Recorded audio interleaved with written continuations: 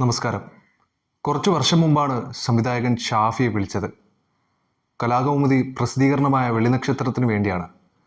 സുരാജിൻ്റെ classic കഥാപാത്രമായ ദശമൂലം ദാമു വീണ്ടും വരുന്നുവെന്ന വാർത്ത കണ്ടിട്ടാണ് വിളിച്ചത്. ദശമൂലത്തെ കേന്ദ്ര കഥാപാത്രമാക്കി സിനിമ വരുന്നു എന്ന സൂചന നൽകിയത് സുരാജാണ്. തുടർന്നാണ് ദശമൂലം ദാമു കഥാപാത്രമായി വരുന്ന ചട്ടമ്പിനാടിൻ്റെ സംവിധായകൻ ഷാഫിയെ വിളിച്ചത്. ദശമൂലം നായകനാകുന്ന സിനിമ വരുന്നുണ്ടെന്നും അതിൻ്റെ ചർച്ചകളിലാണെന്നും അദ്ദേഹം പറഞ്ഞു. ഷൂട്ടിംഗ് സമയത്തെ രസകരമായ സംഭവങ്ങളും അദ്ദേഹം പങ്കുവച്ചു. ദീർഘനേരം അന്ന് അദ്ദേഹവുമായി സംസാരിക്കുകയും ചെയ്തു. ഷാഫിയുടെ സിനിമകളിലെ മറ്റ് കഥാപാത്രങ്ങളെക്കുറിച്ചും അദ്ദേഹം സംസാരിച്ചു.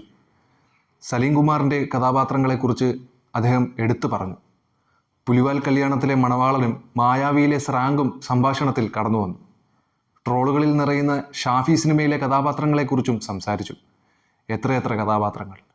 ഏറെ ആവേശത്തോടെയാണ് അദ്ദേഹം ആ സിനിമകളെക്കുറിച്ചും കഥാപാത്രങ്ങളെക്കുറിച്ചും സംസാരിച്ചത്. കല്യാണരാമനിലെ മിസ്റ്റർ പോഞ്ഞിക്കരയെക്കുറിച്ചും അദ്ദേഹം പറഞ്ഞു. കൊച്ചി എത്തി ഇതൊക്കെ എന്ത് പോലുള്ള ക്ലിക്കായ പ്രയോഗങ്ങളെക്കുറിച്ചെല്ലാം അദ്ദേഹം സംസാരിച്ചു. ഏറെ സന്തോഷത്തോടെയാണ് അദ്ദേഹം അന്ന് സംസാരിച്ചത്. ദശമൂലം വീണ്ടും വരും എന്ന് അദ്ദേഹം ഉറപ്പ് തന്നിരുന്നു. എന്നാൽ ദശമൂലത്തെ സ്ക്രീനിലെത്തിക്കാൻ കഴിയാതെ അദ്ദേഹം അകാലത്തിൽ യാത്രയായി. മലയാളിയെ കുടുകുടെ ചിരിപ്പിച്ച എത്രയെത്ര സിനിമകളാണ് ഷാഫി നമുക്ക് സമ്മാനിച്ചത്. വൺമാൻ ഷോയിൽ തുടങ്ങിയ ആ ചലച്ചിത്ര യാത്ര പുലിവാൽ കല്യാണം, കല്യാണരാമൻ, തൊമ്മനും മക്കളും, ചട്ടമ്പിനാട്, മായാവി, ചോക്ലേറ്റ്, ടു കൺട്രീസ് തുടങ്ങിയ ചിത്രങ്ങളിലൂടെ സൂപ്പർ ഹിറ്റായി മുന്നോട്ട് പോയി. എല്ലാ ചിത്രങ്ങളും റിപ്പീറ്റ് വാല്യൂ ഉള്ളവയാണ്.